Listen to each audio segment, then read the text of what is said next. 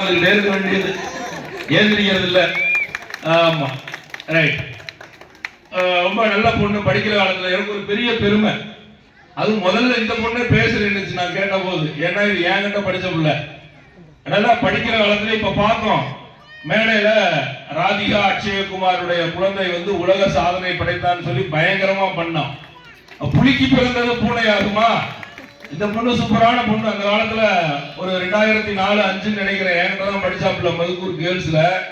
எனக்கெல்லாம் இந்த செட்டு பிள்ளைங்க நல்ல பேர் வாங்கி கொடுத்த பிள்ளைங்க. சார் சொன்னாரு, சரவணன் சாரு, ஆசிரியர் நல்லா பண்ணாரு. நான் நல்லா பண்ணனா இல்லையாங்கிறத விட நாங்க நல்லா பண்ண வச்சது இந்த பிள்ளைங்க.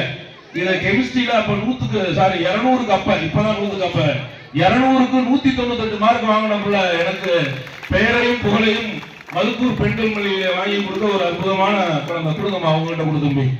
ரைட்.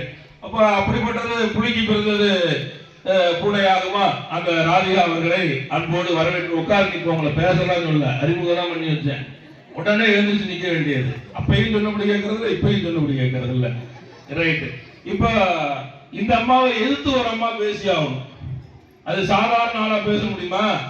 எங்க அருமை நண்பர் பெரிய சேகர், எங்களோட ஜேசிஸ்ல அருமையா பயணித்தவர். அவருடைய தம்பி மேகநாதன் அவர்களுடைய அருமை துறையார்.